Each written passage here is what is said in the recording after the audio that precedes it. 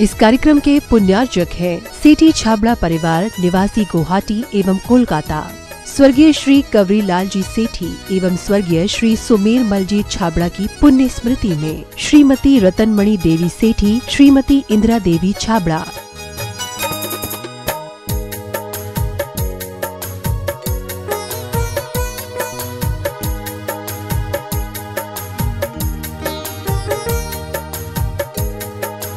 Indira lodges, warehousing और logistic park Guwahati, computer vision works, विवरण घर Guwahati, Navkar www.navkargroup.in, aluminium framework प्रणाली, कॉलम बॉक्स शटरिंग खिड़की प्रणाली और वास्तु उत्पादों के निर्माता कोलकाता।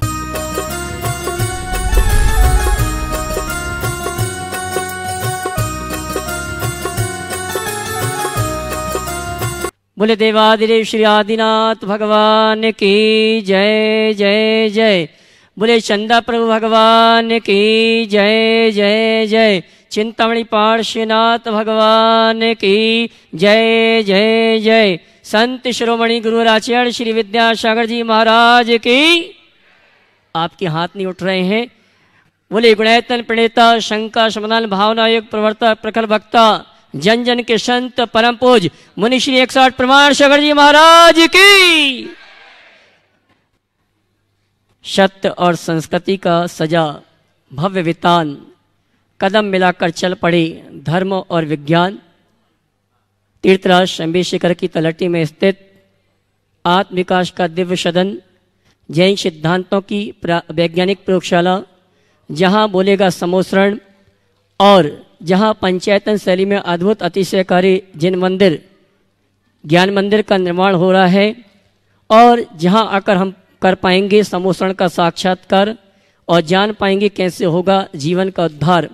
ऐसे गुणायतन से हम और आप टीवी चैनल का बहुचर्चित विश्वविख्यात संघ का समाधान का कार्यक्रम प्रारंभ करें। उसके पूर्व गुणायतन परिवार और श्री शिवायतन परिवार सायंकालीन संघ का समाधान के अवसर पर आप सभी का हार्दिक अभिनंदन स्वागत करता है। और आइए चलते हैं हम और आप प्रतिदिन की भांति परम पूज मुनिवर के श्री चरणों में नमन करते हुए आशीर्वाद प्राप्त करेंगे और निवेदन करेंगे संघ का समाधान के कार्यक्रम के लिए। तो चलते हैं नमन करने के लिए। जो भी पारस चैनल, जिनवाणी चैनल और प्रमाणिक ऐप के माध्यम से इस संघ का समाधान के कार्यक्रम को देख और सुन रहे हैं, उन सभी की ओर से और पूरे भारतवर्ष के विदेश से भी जो श्रावक श्राविका आए हैं उन सभी की ओर से परम पूज मुनिवर के श्री चरणों में नमन करते हुए आशीर्वाद प्राप्त करेंगे और संघ का समाधान के कार्यक्रम के लिए निवेदन करेंगे। दोनों हाथ जोड़ लें, बोलेंगे हे मुनिवर नमोस्तु, हे गुरुवर नमोस्तु, हे मुनिवर नमोस्तु। आइए गुरुवर के आशीर्वाद से हम और आप संघ का समाधान का कार्यक्रम प्रारंभ करें। उसके पूर्व जिन्होंने गुणायतन का अवलोकन किया, अनुभव केंद्र का अवलोकन किया और यहाँ की व्यवस्थाओं को देखने के बाद जिन्होंने गुणायतन से जुड़ने का अवसर सौभाग्य प्राप्त किया है, मैं उनके नामों की घोषणा करूँगा और जो यहाँ पर उपस्थित हैं अपने स्थान में खड़े होकर गुरुवर का आशीर्वाद प्राप्त करेंगे और आप उनके भावों की अनुमोदना करते हुए ताली बजाकर उनका सम्मान करेंगे। स्वर्ण दान देने का सौभाग्य प्राप्त किया है श्री संतोष कुमार जी माया जैन करेली नरसिंहपुर। जोरदार ताली बजाकर इनका सम्मान करें। इसी क्रम में निर्माण निधि से जुड़ने का जिन्होंने सौभाग्य प्राप्त किया है श्रीमान गौरव जी, श्रीमती ऋचा जी अविरल जैन भोपाल, श्री दीपक जी, श्रीमती अंकिता जैन जबलपुर, श्री प्रदीप जी, श्रीमती पूजा जी, सचिन खुशबू जैन भोपाल और श्री नरेश कुमार जी जैन सुपुत्र श्री नेमीचंद जैन रामपुर वाले। जोरदार ताली बजाकर इनके भावों की अनुमोदना करें और इनके सम्मान में ताली बजाएं।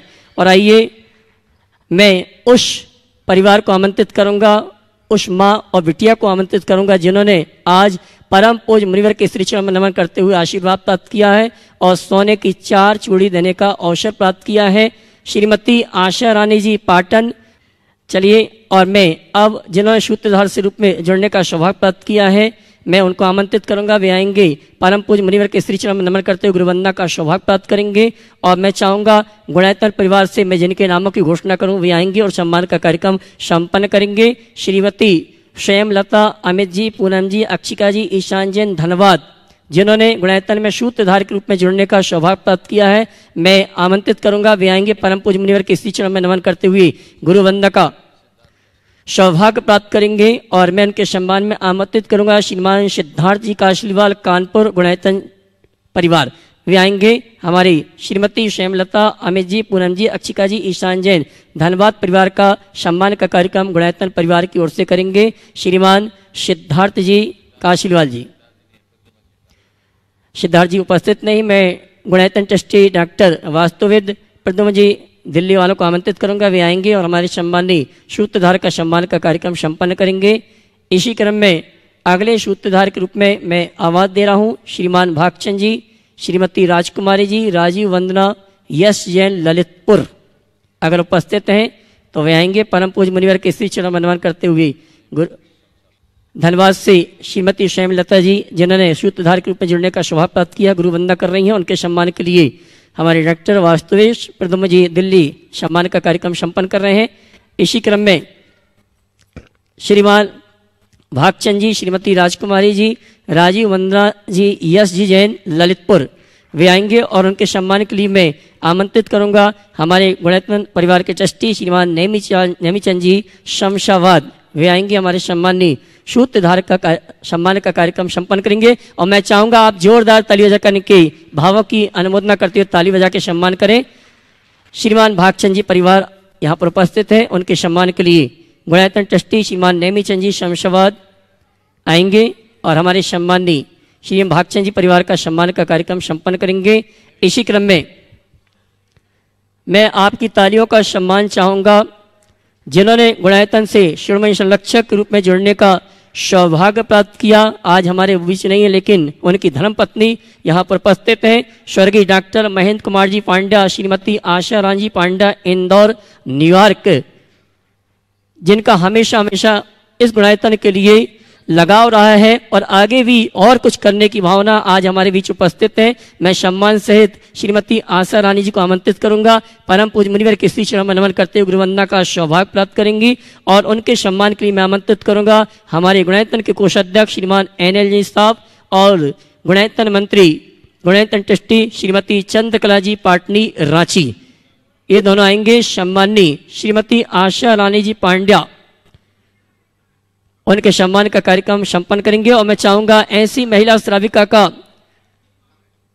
जो हमेशा हमेशा अपने धन का सदुपयोग अच्छी जगह करती हैं, इनके लिए जोरदार जोरदार तालियों से इनका सम्मान करें।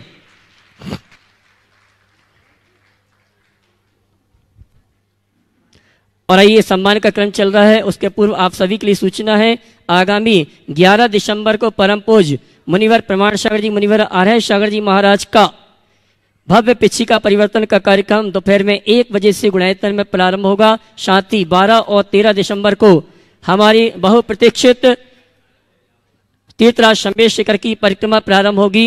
12 दिसंबर को प्रातःकाल की वेला में हम और आप परम पूज्य मुनिवर के सानिध्य में इस परिक्रमा का प्रारंभ करेंगे और परिक्रमा मार्ग में उस दिन की आहारचर्या संपन्न होगी। सायंकालीन विश्राम शंका समाधान का कार्यक्रम नीमिया घाट में होगा और 13 तारीख को पुनः एक बार परिक्रमा प्रारंभ होगी और समापन गुणायतन में होगा और 13 दिसंबर की आहारचर्या गुणायतन में ही संपन्न होगी। साथ ही बंधु आने वाले वर्षों में गुणायतन का बहुप्रतीक्षित बहुचर्चित पंचकर्णक होने वाला है। कब होने वाला है हम ये नहीं जानते हैं, लेकिन इतना जरूर है कि इस 10 दिसंबर को होने वाले राष्ट्रीय महाधिवेशन में जो गुणायतन का हो रहा है उसमें शायद कुछ भूमिका बन सकती है। मैं हमारे जितने भी गुणायतन परिवार के ट्रस्टी हैं, पदाधिकारी हैं या जो गुणायतन से जुड़े हुए हैं, मैं चाहूंगा इस राष्ट्रीय अधिवेशन में उपस्थित होकर आपके जो सुझाव हैं, सुझाव देकर इस महा महोत्सव को अतिशय रूप प्रदान करने का अवसर सौभाग्य प्राप्त कर सकते हैं।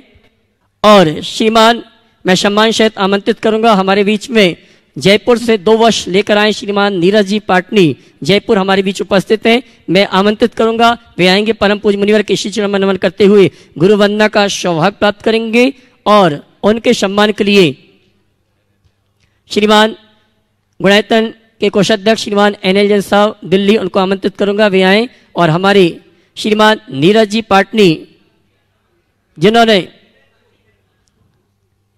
JSG सिद्धा परिवार 2 वर्षे लेकर आए हैं। बहुत अच्छा जोरदार ताली बजाकर उनका सम्मान करें। श्रीमान NLJ साहब आएंगे, उनका सम्मान का कार्यक्रम संपन्न करेंगे। तो बंधु, मैं चर्चा कर रहा था राष्ट्रीय अधिवेशन की, पिछिका परिवर्तन की और परिक्रमा की। तो मैं सभी से कहना चाहूंगा जो भी इस कार्यक्रम में आना चाहते हैं, पारस चैनल, जनवाणी चैनल, प्रमाणिक ऐप में जो नंबर चल रहे हैं और गुणायतन के कार्यालय में संपर्क करके आप अपने आने की सूचना दें, जिससे हम व्यवस्थित आपकी भोजन आवास की व्यवस्था समुचित कर सकें। और मैं चाहूंगा कोई भी महिला अकेली नहीं आए, ग्रुप में आए तो बहुत ही अच्छा रहेगा। और जो पैदल चल सकते हैं परिक्रमा में वो ही आए, क्योंकि पैदल मार्ग में कहीं भी गाड़ी चलने की व्यवस्था नहीं है। आइए इन्हीं सभी सूचनाओं के साथ हम और आप शंका समाधान का कार्यक्रम प्रारंभ करेंगे। और शंका समाधान के लिए हमारे पास कुछ ऑनलाइन प्रश्न हैं, उन प्रश्नों के माध्यम से आज के शंका समाधान का कार्यक्रम प्रारंभ करेंगे। गुरुवर नितिन जैन, विनोली वाकपत, आपके श्री चरणों में नमन करते हुए प्रश्न कर रहे हैं। महाराज श्री, किसी ने क्या पंक्तियां लिखी हैं? उम्र ने तलाशी ली तो जेब से लम्हे बरामद हुए। उम्र ने तलाशी ली तो जेब से लम्हे बरामद हुए। कुछ गम के थे, कुछ नम के थे और कुछ टूटे हुए थे, बस कुछ ही सलामत मिले जो बचपन के थे। फिर से बोलो। उम्र ने तलाशी ली तो जेब से लम्हे निकले। कुछ गम के थे, कुछ नम के थे, कुछ टूटे हुए थे, बस कुछ ही सलामत मिले जो बचपन के थे। तो महाराज श्री, मेरी शंका यह है कि इन बचपन के लम्हों को कैसे संभाल कर रखें कि जीवन के कठिन समय में हम कभी भी दुखी ना हो। समाधान कीजिए। बचपन के लम्हों को हम कैसे संभालें कि जीवन के किसी पलों में हम दुखी ना हो, बहुत महत्वपूर्ण सवाल है। मैं इतना ही कहूँगा कि अपने हृदय में बाल भाव जगा ले। बाल भाव जगते ही बचपन के लम्हे हमारे साथ जुड़ जाएंगे। और बाल भाव जगाने के लिए कुछ नहीं करना, केवल अपने ईगो को खत्म कर देना। हमारे मन का अहंकार हमारे जीवन को असहज बनाता है। आज हम छोटी छोटी बातों को ईगो का विषय बना लेते हैं और अपने मन को दुखी करते, अशांत करते। थोड़ा अपने अतीत की तरफ लौटे, अपने बचपन को देखने की कोशिश करें तो हमारे सामने ऐसे कई दृश्य, यदि हमारी स्मृतियाँ होगी तो आएंगे, झलकेंगे, जिसमें बचपन में बहुत से ऐसे प्रसंग बने, उल्टे प्रसंग बने, सीधे प्रसंग बने, पर हमने उन्हें तुरंत इग्नोर कर दिया। एक छोटे बच्चे को देखिए, तुरंत कट्टी होती और तुरंत दोस्ती भी हो जाती। मनुष्य का अहम का स्तर जितना ऊंचा होता है, उसका जीवन उतना अधिक दुखी होता है। और जिस मनुष्य का अहम जितना कम होता है, उसका जीवन स्तर उतना ऊंचा होता है। तो बाल भाव जगाने का मतलब ही यही है कि जीवन में सहजता और सरलता ले आओ। और सहजता और सरलता लाने में बाधा हमारे अहंकार से उपस्थित होती है, इसलिए अहंकार को विसर्जित करें। गोपालगंज सागर से राजेश जैन आरआई, आपके श्री चरणों में नमन करते हुए प्रश्न कर रहे हैं। गुरुवर, एक बड़ी प्राचीन कहावत है, आम के आम गुठलियों के दाम। केवल स्वाद आम में होता है, गुठलियों में नहीं होता। फिर यह कहावत कैसे चरितार्थ है और इसका हमें किन सम्यक कार्यों में सार्थक अर्थ निकालना चाहिए? आम के आम गुठली के दाम, ये कहावत प्रायः हम पुराने अनुभवी लोगों के मुख से सुनते हैं। ये कहावत बहुत व्यापक है। जब हम किसी कार्य के संपन्न करने के लिए उद्यत होते हैं और हमारा काम जब दोहरे स्तर पर फलीभूत होता है, तब मुख से निकलता आम के आम गुठली के दाम। मूलभूत प्रयोजन भी पूरा हो गया और हमारे प्रयोजन के अतिरिक्त भी कुछ जुड़ गया। प्रायः गुठली को फेंक दिया जाता है, लेकिन गुठली से भी दाम निकाल लेना ये हमारी कार्य कुशलता का द्योतक है। तो जो कार्य कुशल व्यक्ति अपनी कार्य कुशलता से अपने कार्य को विस्तृत स्तर पर संपन्न करते हैं, उनके लिए कहावत चरितार्थ होती है, आम के आम गुठली के दाम।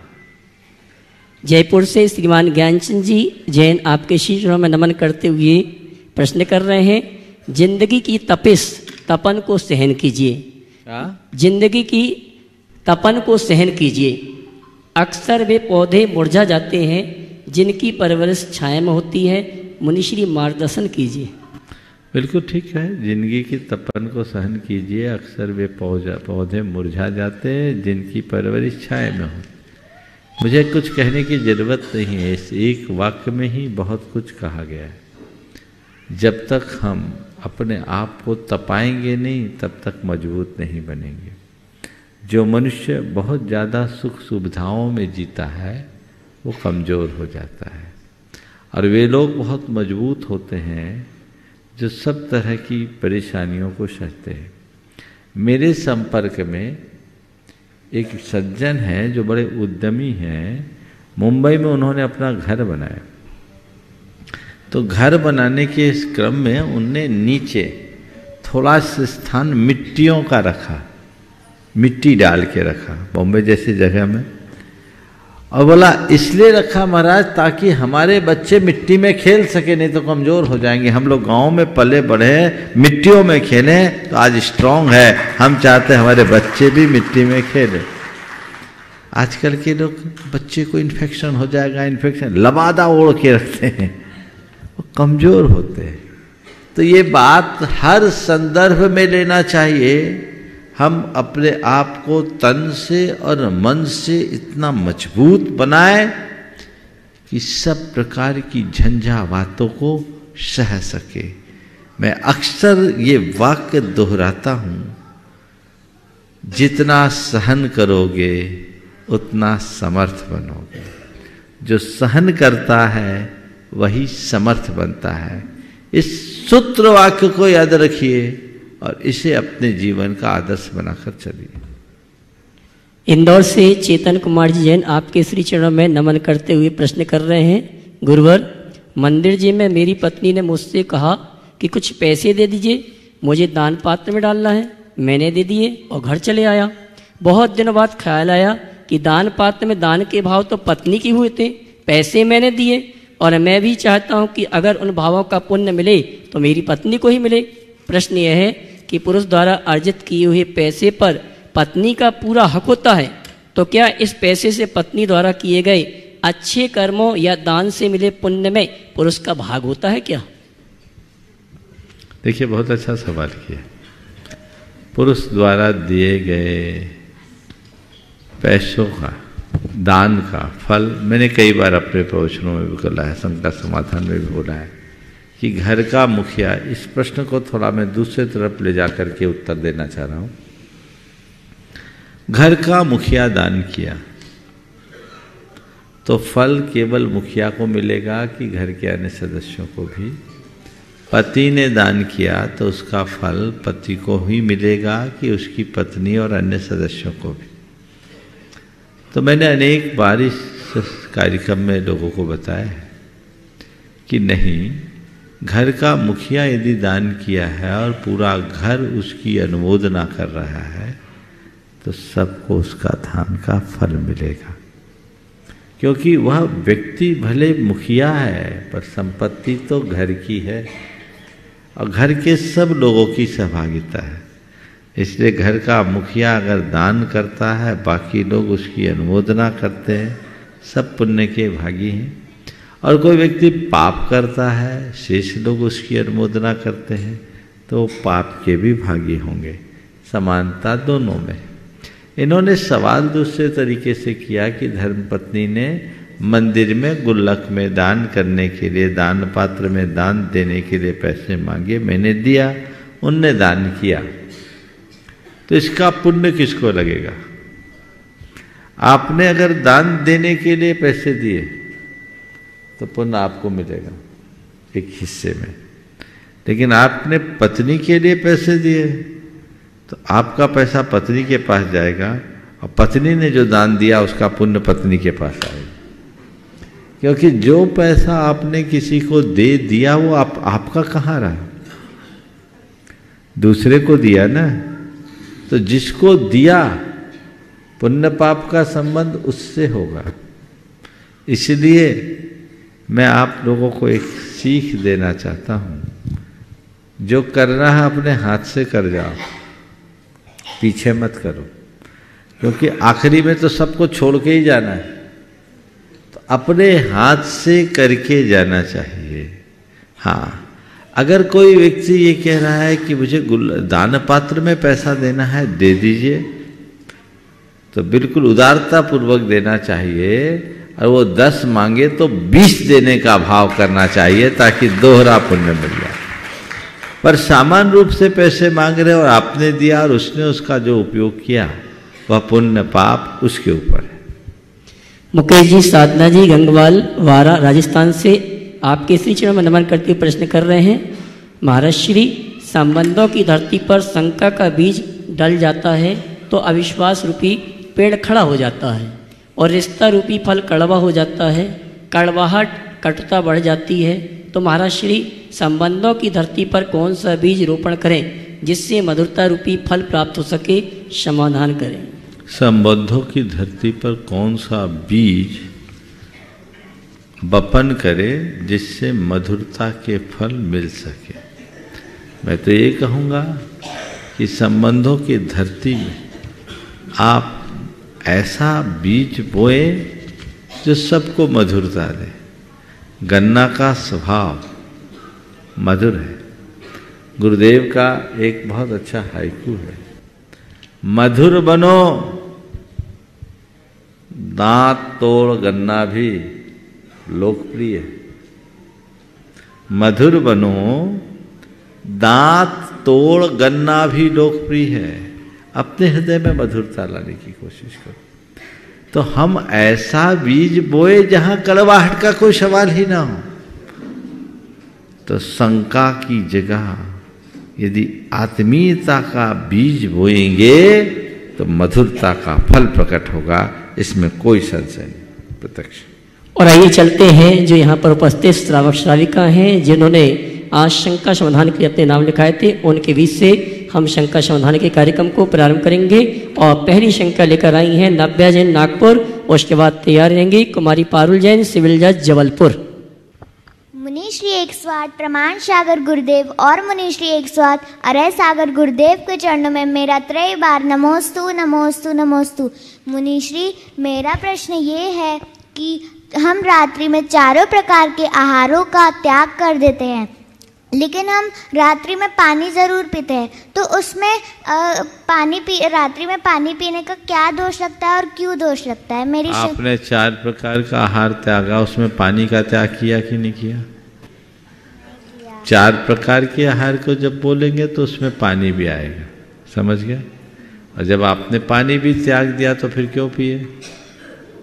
इसलिए अगर चारों प्रकार का आहार त्यागे हो तो न कुछ खाओ न पियो। और यदि ये संभव नहीं है तो फिर बोलो हम 3 जल को छोड़कर सब प्रकार के आहार का त्याग करते। समझ गए? चलिए। कुमारी पारुल जैन सिविल जज जबलपुर, उसके बाद तैयार रहेंगी श्रीमती सरिता जैन। धन्यवाद। पूरा परिवार एक साथ खड़े हो जाए। नमोस्तु महाराष्ट्री, नमोस्तु नमोस्तु नमोस्तु। महाराष्ट्री, आचार्य जी के आशीर्वाद से एवं आपके आशीर्वाद से आज मुझे ये सफलता प्राप्त हुई है।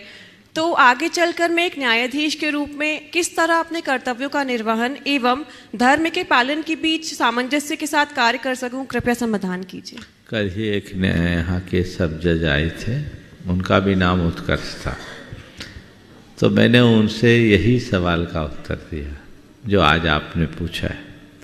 इसे पुनरावृत्ति तो नहीं करूँगा, पर एक वाक्य में यही कहूँगा, अपने कर्तव्य को अपना धर्म मान करके चलोगे तो जीवन में सदैव अच्छा कार्य होता रहेगा। समझिए?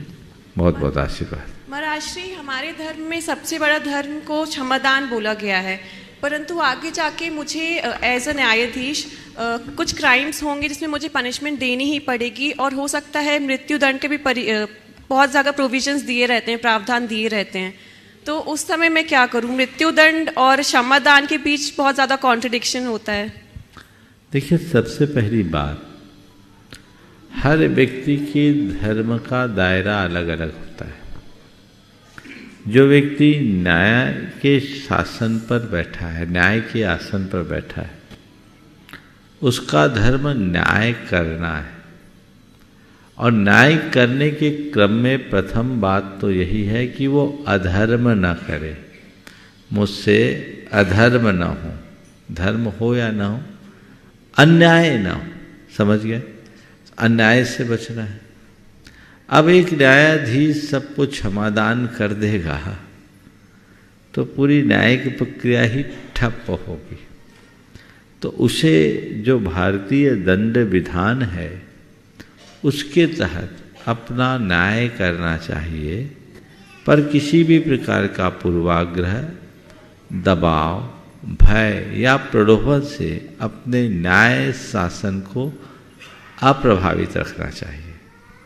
तब वह एक निष्ठावान न्यायाधीश बन सकेगा। समझ गए? उसे वो आगे बढ़ा सकेगा। अब सवाल है मृत्यु दंड का। तो मृत्यु दंड को लेकर पूरे विश्व में अलग अलग अभिमत है। कुछ ही देशों में मृत्यु दंड की परंपरा है।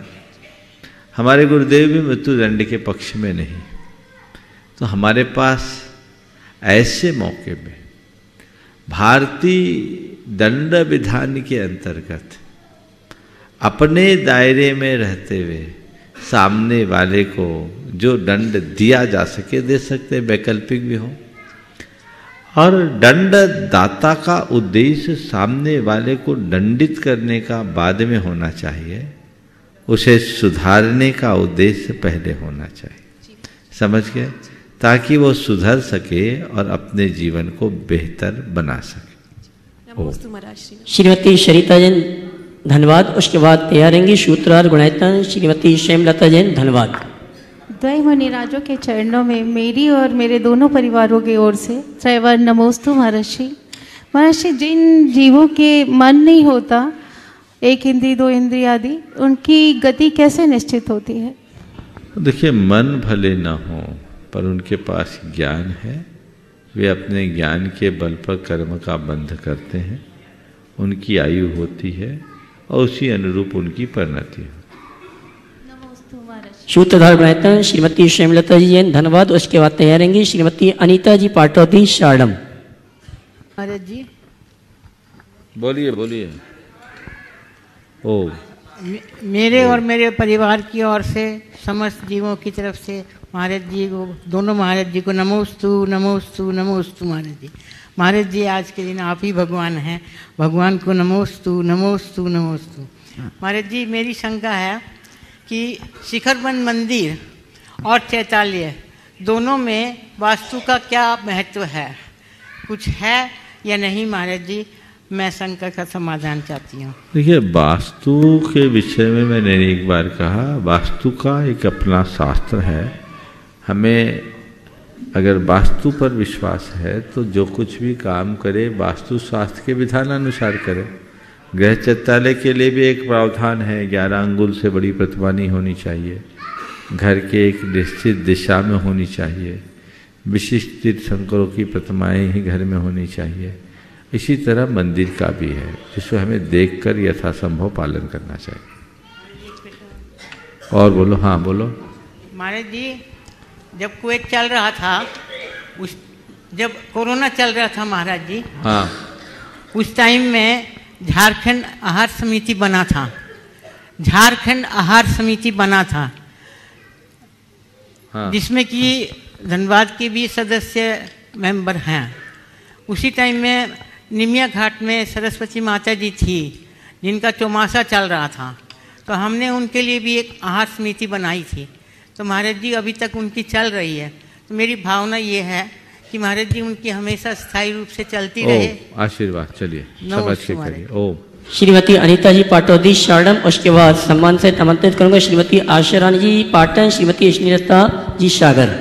नमोस्तु महर्षि। आजकल मनुष्य के पास सब कुछ रहते हुए भी अपनी खुशी गुम क्यों है, ऐसा क्यों?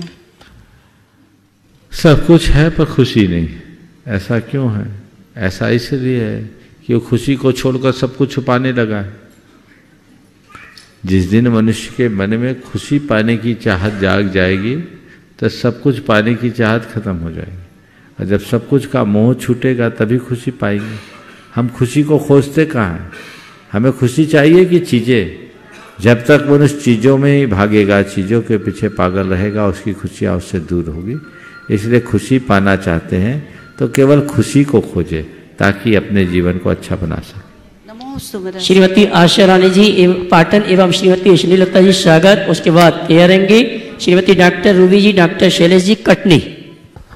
हे स्वामिन, नमोस्तु नमोस्तु नमोस्तु। सकल दिगंबर जन समाज सागर की ओर से, शांति विहार अंकुर कॉलोनी की ओर से नमोस्तु नमोस्तु नमोस्तु। हे गुरुवर, आपके प्रवचन में सुना है मौन बहुत बड़ी साधना है। मौन कितना उपयोगी है गुरुदेव और कितना हानिकारक है, समाधान करें गुरुदेव। नमोस्तु गुरुवर, नमोस्तु। देखिए, मौन पर मैंने काफ़ी विस्तार से चर्चा की है।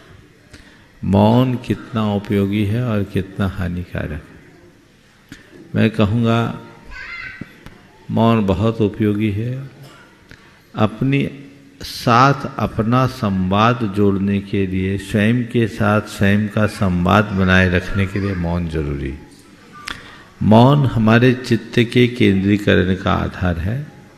मौन रखने से आधा विकल्प खत्म हो जाता है, और जो कुछ भी आप अच्छा कर सकते हैं वो बोलते समय कम, मौन के समय अधिक।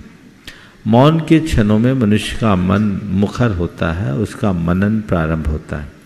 इसलिए मौन को हमें प्रमुखता देनी चाहिए। हाँ, सवाल ये है कि कई जगह ऐसा होता है जहाँ हमें बोलना भी पड़ता है। यदि आप अपने सवाल को पलट दें तो शायद इसका उत्तर ज़्यादा अच्छा हो सकता है। कहाँ बोलना चाहिए, कहाँ मौन रहना चाहिए। जहाँ बोलने से बवाल थमता हो वहाँ बोल देना चाहिए, और जहाँ मौन रहने से बवाल रुकता हो वहाँ मौन रहना चाहिए। समझिए। नमोस्तु गुरुदेव, नमोस्तु गुरुदेव, नमोस्तु। श्रीमती डॉक्टर रूबी जी, डॉक्टर शैलेश जी कटनी, उसके बाद तैयार रहेंगे सूत्रधार श्रीमान यश जी जैन ललितपुर। वर्तमान में वर्धमान सम गुरु चरणों में कोटिसह नमोस्तु। महाराज श्री, मैं आयुर्वेद चिकित्सक, प्रोफेसर व विभागाध्यक्ष हूँ। आज आयुर्वेद को लेकर दो भ्रांतियाँ समाज में व्याप्त हैं। एक तो आयुर्वेद उपद्रव रहित चिकित्सा पद्धति है जिसके कोई साइड इफेक्ट नहीं है। दूसरा, आयुर्वेद पूर्णतः शुद्ध है व एलोपैथ अशुद्ध है। जबकि सत्य तो यह है कि आयुर्वेद की औषधियों का यदि बिना किसी योग्य चिकित्सक के परामर्श से सेवन किया जाता है तो उसके कई साइड इफेक्ट्स देखने को मिलते हैं। वह दूसरी ओर एलोपैथ अशुद्ध माना जाता है, लेकिन आयुर्वेद में भी मांस आदि का भरपूर प्रयोग होता है। तो और जबकि आयुर्वेद में औषधियों में कोई निशान व लेवल भी नहीं होता है। तो महाराज श्री, ऐसे समय में किस तरह से लोगों को जागरूक किया जाए, कृपया उचित समाधान करें। नमस्ते। देखिए, बहुत अच्छी बात आपने उपस्थित की है। चाहे एलोपैथ हो चाहे आयुर्वेद हो, हमें हर चिकित्सा में अहिंसा का ध्यान रखना चाहिए, बल्कि रखना ही चाहिए। आपने बिल्कुल सही कही है कि यदि सही परामर्श के बिना आयुर्वेद की भी औषधि ले ले तो साइड इफेक्ट हो सकता है, बल्कि होता ही है। हाँ, एलोपैथ का थोड़ा अलग होता है, आयुर्वेद का अलग होता है, लेकिन आंख मूंद करके आयुर्वेद की भी चिकित्सा नहीं करनी चाहिए। काष्ठ औषधियों का प्रयोग करने में ज़्यादा दिक्कत नहीं है, लेकिन खासकर रस औषधियाँ जो आयुर्वेद में होती है उसकी मात्रा, अनुपान आदि का पूरा ध्यान रखना चाहिए, नहीं तो कई बार दिक्कतें आती है। जहाँ तक सवाल है शुद्ध और अशुद्ध होने का, तो बिल्कुल यथार्थ है। एलोपैथी की सभी दवाइयाँ अशुद्ध होती, ये भी भ्रम है, और आयुर्वेद की सभी औषधियाँ शुद्ध ही होती है, ये भी असत्य है। तो हमें कोई भी औषधि ले उसके अंदर रहने वाले तत्वों की जानकारी लेकर के ही उसका सेवन करना चाहिए। आपने ये बात ठीक कही कि एलोपैथ में तो सिंबल लगे रहते हैं, आयुर्वेद में नहीं होने से थोड़ा भ्रम होता है। इसलिए चिकित्सकों को और जिन्हें अपनी चिकित्सा करानी उन्हें चाहिए कि चिकित्सकों से इस बात के लिए बता दे कि हम इस प्रकार की औषधि का सेवन नहीं करना चाहते, उसमें विकल्प भी है। आयुर्वेद में ऐसी औषधियाँ नगण्य हैं जिनमें किसी भी प्रकार के अभक्ष्य पदार्थों का प्रयोग होता है। ज़्यादातर औषधियाँ काष्ठ और रस रसायनों से, इसलिए संभावनात्मक दृष्टि से देखा जाए तो आयुर्वेद गुणकारी है। और एक बात मैं कहता हूँ, आयुर्वेद औषधि कहलाती है और एलोपैथी में दवा होती है। औषधि और दवा में बड़ा अंतर है। औषधि जो शोधन करे और दवा जो दबा दे। आयुर्वेद की चिकित्सा बीमारी की जड़ मिटाती है और एलोपैथ बीमारी को दबाती, समझ। इसलिए हमें प्राथमिकता अपनी जो देशी चिकित्सा है उसी को देनी चाहिए, जो आयुर्वेद में है, जो हमारे शरीर के अनुकूल है, हमारे प्रकृति के अनुकूल है, और ज़्यादातर औषधियाँ उसमें शुद्ध है, हमें उसे प्रमुखता देनी चाहिए। नमस्ते महाराज जी। महाराज जी, मेरा एक अनुभव मैं भावना योग का शेयर करना चाहती हूँ कि मेरा बहुत टाइम से पीजी करने का संयोग नहीं बन पा रहा था, लेकिन पिछले 3 साल से मैंने एक भावना भाई कि मुझे पीजी करना है, और पता नहीं कैसे 3 साल के बाद संयोग बना और मेरी पीजी आज के समय में हो रही है। तो महाराज जी, इसी से रिलेटेड मेरा एक क्वेश्चन है कि जब हमारे पास मरीज, साधारण मरीज भी आते हैं, तो एज अ डॉक्टर के रूप में मैं भावना योग उनको कैसे दूं या उनको कैसे समझाऊं, और जो अनकॉन्शियस मरीज है जो नहीं समझते उनके ऊपर कैसे इसको अप्लाई किया जाए? देखिए, जो सामान्य मरीज आते हैं उनको आप अपने प्रिस्क्रिप्शन में लिख कर दीजिए कि ये भावना योग रोज करो, और कम से कम 5 मिनट वाला भावना योग तो करो ही। जो ज़्यादा गंभीर बीमारी से ग्रसित है उनको आप कहिए पूरा सेशन ऊर्जा प्रवाह के साथ जो भावना योग का है उसे पूरा करें। जो अनकॉन्शियस है उनके लिए परिवार के लोगों को कहिए कि आप लोग इनके लिए भावना योग करें, आपकी भावनाओं से उत्पन्न सकारात्मक ऊर्जा का कुछ असर इन पर पड़ सकता है। हालांकि जब बीमारियां सेटल हो जाती है तो फिर इस तरह के चीज़ों में लाभ कम होता है। इसलिए बीमारी गंभीर रूप ले उससे पहले ही हमें ये प्रक्रिया अपना लेनी चाहिए। हाँ, इसमें इतना ये होता है कि बाद में भी लोग भावना योग करते हैं तो चीज़ें वहीं रुक जाती है और ज़्यादा हरासमेंट नहीं होता, ये एक उसका सकारात्मक पक्ष हो सकता है। बहुत बहुत आशीर्वाद। हाँ, श्रीमान यस जी ललितपुर, उसके बाद तैयार रहेंगे JSG सिद्धा परिवार से श्रीमान नीरज जी पाटनी जयपुर, अपने सभी यात्रियों के साथ। सभी यात्री एक साथ खड़े हो जाएंगे। हे स्वामी नमोस्तु। बोलो बोलो, पहले इनको। हाँ, हे स्वामी नमोस्तु नमोस्तु नमोस्तु। स्वामी महाराज जी, अपने मन को कैसे कंट्रोल रखे, अहंकार और पाप करने से कैसे मतलब बचें, और अपना कॉन्फिडेंस कैसे बनाए रखें, और मतलब अपना कॉन्फिडेंस कैसे बनाए रखें, अपने मन पर नियंत्रण कैसे रखें, अपना कॉन्फिडेंस कैसे बनाए, यही पूछना चाहते हो ना? हाँ महाराज जी, अहंकार से कैसे बचें? कुछ मत करो, नियमित भावना योग करो, इस वाक्य को बार बार दोहराओ।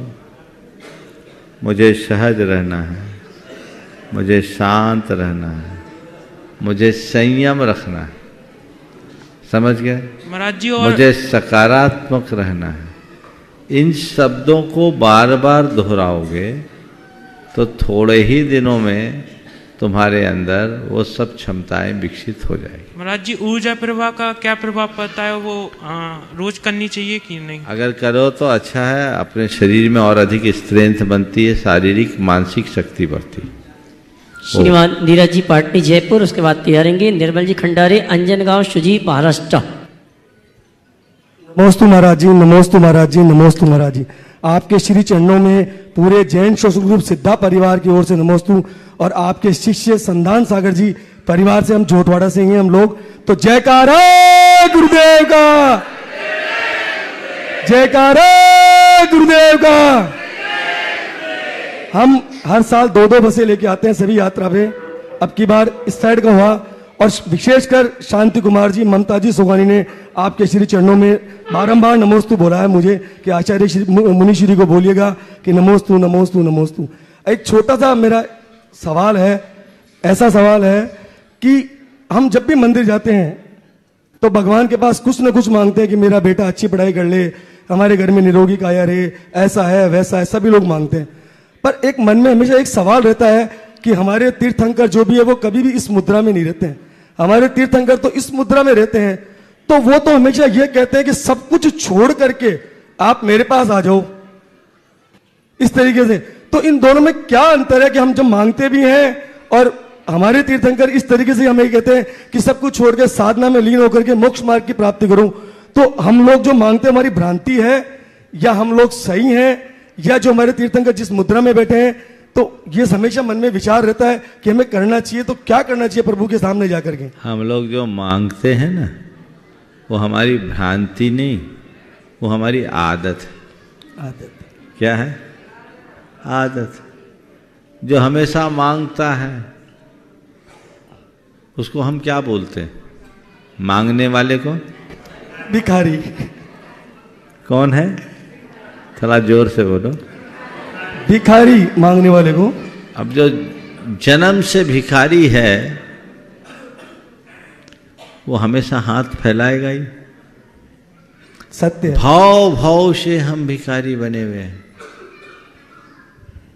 उस संस्कार का ये प्रताप है कि भगवान के चरणों में जाकर के भी झोली फैलाते हैं, जबकि पता है यहां कुछ मांगना, पेड़ के नीचे आकर उससे छाया मांगना है। यहां मांगने की आवश्यकता नहीं, यहां तो बरसता है। लेकिन आप लोग बोलते हो ना, मांगने की आदत मेरी। क्या है? बोलो अबे भाई, आगे की लाइन बोलो। मांगने की आदत मेरी कभी ना जाएगी, नहीं, कभी ना जाएगी, तेरे आगे लाज मुझको आती नहीं। यही बोलते हो ना? यही बोलते हैं।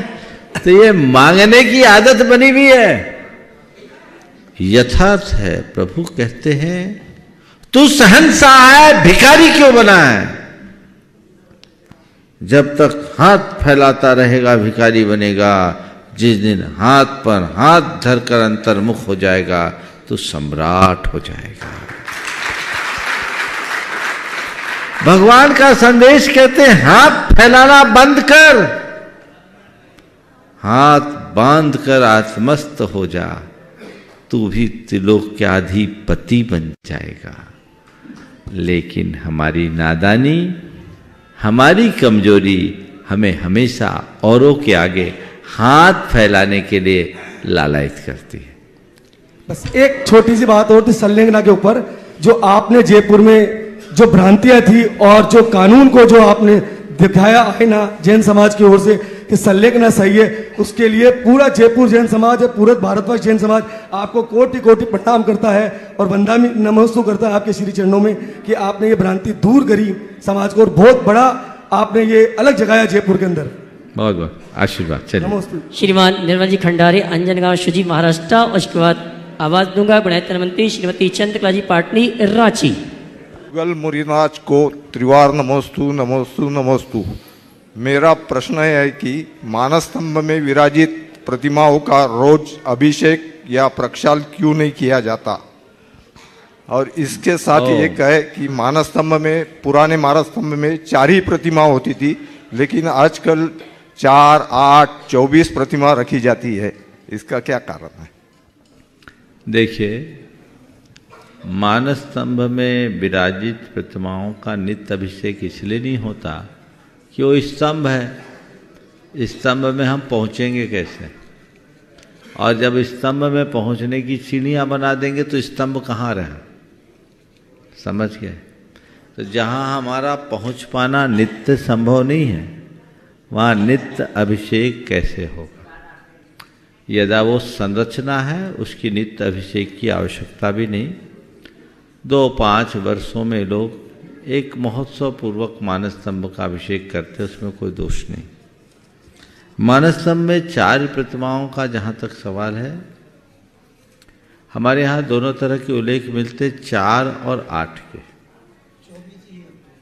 अब लोगों ने उनको एक आधार बना दिया, प्रतिमा के नाम पर दातार बहुत जल्दी मिल जाते हैं, तो 4, 8, 16, 24 जितने बना दिए। पर मानस स्तंभ में 4 ऊपर और कहीं कहीं 4 मूल में भी, इस तरह 8 प्रतिमाओं का ही उल्लेख है, इससे अधिक का नहीं। गुणायतन मंत्री श्रीमती चंद्रकला जी पाटनी रांची, उसके बाद श्रीमती रागनी जैन ADOP जबलपुर, उनके साथ रश्मि जैन जबलपुर। मेरी तरफ से जगत के सब जीवों की तरफ से दोनों मुनिराजों के चरणों में नमोस्तु।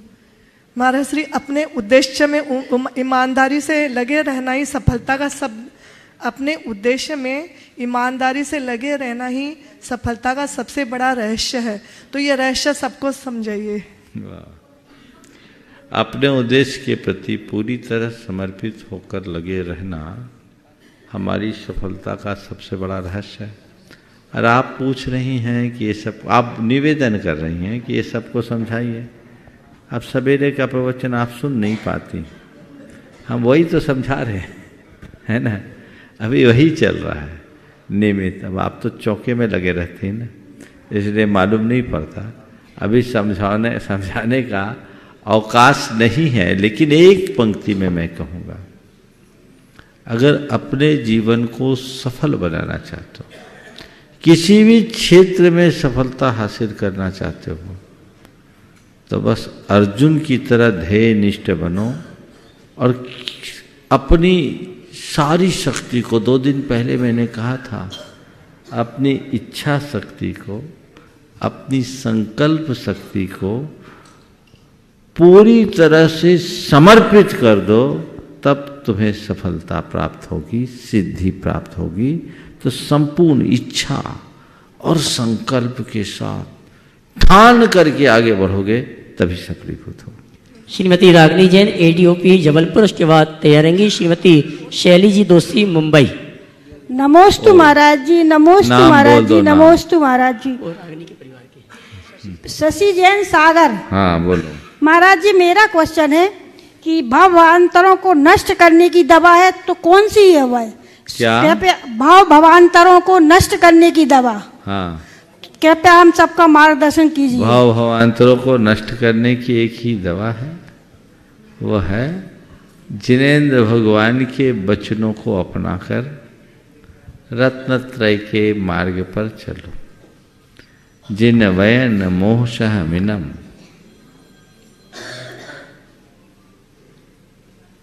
विषय सुहु विरेयनम अमीय भूयम, जर मरण वाहि हरणम, क्षय करनम सब दुख स। जिन वचन एक इतनी उत्तम औषधि है जो अमृत स्वरूप है, विषय सुख को विरेचित करने वाली, जन्म जरा और मृत्यु की व्याधि को हरने वाली है और सर्व दुखों का क्षय करने वाली। गुरुदेव ने इस कारिका का बहुत अच्छा अनुवाद किया है। पीयूष है विषय सौख्य विरेचना है, पीते सुशीघ्र मिटती चिर वेदना है। भाई जरा जन्म रोग निवारती है, संजीवनी सुख करी जिन भारती है ना। चलिए। नमोस्तु। श्रीमती रागनी जैन एडीपीओ जबलपुर, उसके बाद श्रीमती शैली जी दोषी मुंबई। नमोस्तु गुरुदेव। गुरुदेव, मैं न्याय व्यवस्था का एक स्वर्ण सूत्र है कि 1000 अभियुक्त छूट जाएं, परंतु किसी भी निर्दोष को सजा नहीं होनी चाहिए।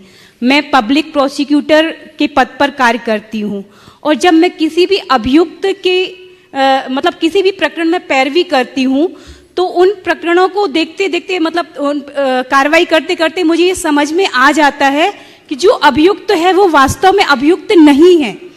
तो लेकिन मेरा कार्य होता है कि मैं पीड़ित की तरफ से पैरवी करूं और सजा की मांग करती हूं न्यायालय से। तो उस समय मेरा दायित्व क्या होना चाहिए? ये आपके सामने बड़ी दुविधा और धर्म संकट का विषय।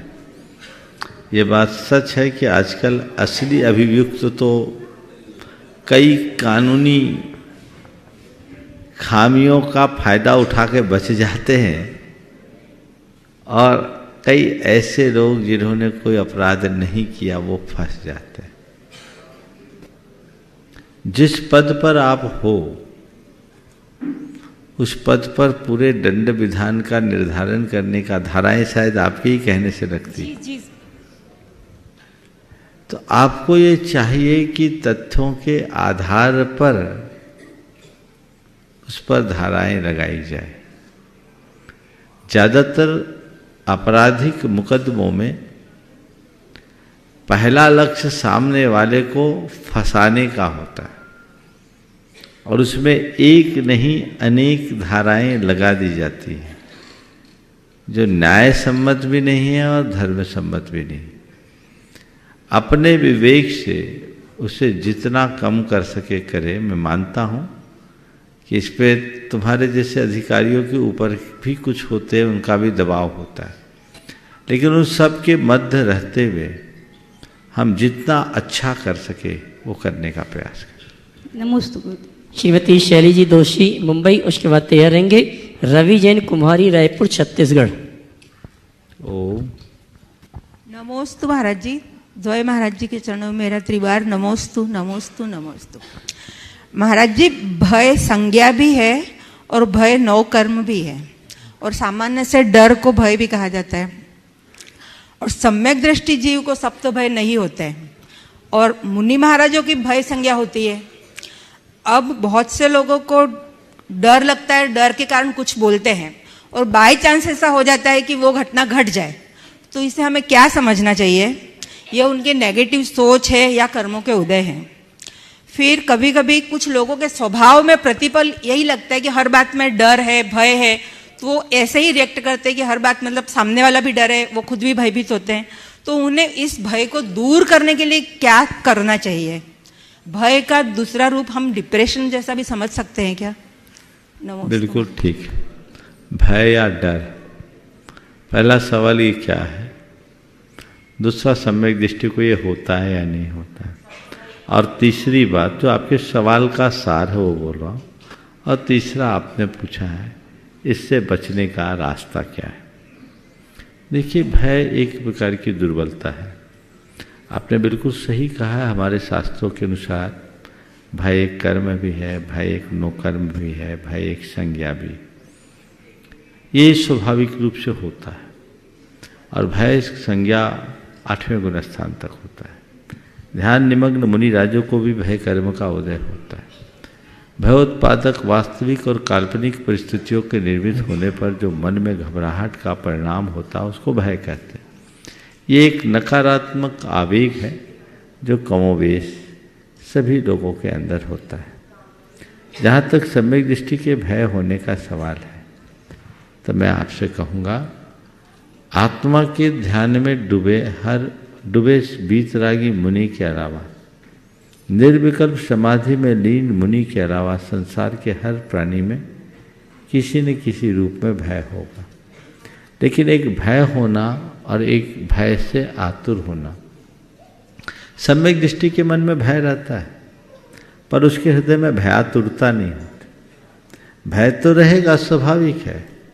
ऐसा नहीं है कि निर्भय होकर निर्द्वंद होकर चले, गाड़ी चलाए तो आंख मूंद कर चलाए, हमें कोई भय नहीं। उसे बचकर चलना है, समझ कर के चलना है, सतर्क होकर चलना है। भय की दो परिणतियाँ हैं, एक भय जो हमें सतर्क करता है और दूसरा भय जो हमें चिंतित करता है, व्याकुल करता है। तो जो भय हमें सतर्क करता है, हमें उस भय को सकारात्मक भय के रूप में देखना चाहिए। आप एक सम्यक दृष्टि घर में ताला लगा के सोएगा कि खुला सोएगा? हाँ, क्यों लगा रहा है? रक्षा क्यों करनी? सम्यक दृष्टि को डर किसका? नहीं तो वर्तमान उसकी जो है स्थिति, उसमें तो उसको ये सोचना ही पड़ेगा। क्यों सोचना पड़ेगा? ये डर है। सत्य भय विमुखा सम्मा दिट्ठी। बस ये डर नहीं, ये सतर्कता है। पर अब सो तो जाए और रात रात में 4 बार उठे, कहीं को आ तो नहीं जाए, कहीं को आ तो नहीं गया, कहीं को आता, चूहा कूदे और नींद खुल जाए, ये भयातुरता है। तो भय से घबराना नहीं, सतर्क रहना, ये सकारात्मकता का एक परिणाम है। ऐसी सकारात्मकता जब जीवन में आती है तो हमारा जीवन बहुत अच्छा होता है। आपने डिप्रेशन जो भय का सबसे विकृत रूप है, उसके उससे मैं सवाल उठाया। नंबर आपका लेट लगा है, इसलिए अभी मैं इसको होल्ड रखता हूँ। कल मिलेगा समय तो इस पर बताऊँगा। हालांकि इस विषय में मैंने काफ़ी विस्तार से कहा। एक प्रवचन है, डर से कैसे बचे, उसमें मैंने डर की डमरू बजाई है। आप उसे सुनिए तो उसमें आपको लाभ मिलेगा। पुनः जब समय मिलेगा फिर बात करेंगे। आज के सत्र को परम पूज्य गुरुदेव के चरणों में नमन अर्पित करते हुए यहीं पर विराम। बोलिए परम पूज्य आचार्य गुरुवर श्री विद्यासागर। जय जय जय।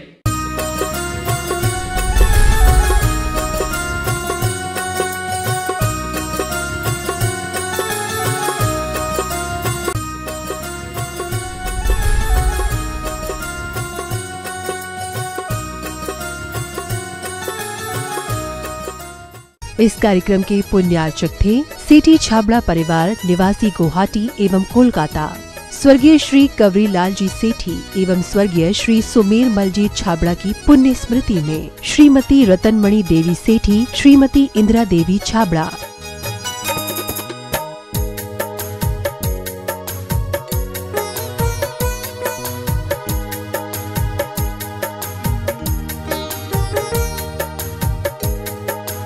इंदिरा लॉजेस, वियर हाउसिंग और logistic park Guwahati, computer vision works, विवरण घर Guwahati, Navkar www.navkargroup.in, aluminium framework प्रणाली, कॉलम बॉक्स शटरिंग खिड़की प्रणाली और वास्तु उत्पादों के निर्माता कोलकाता।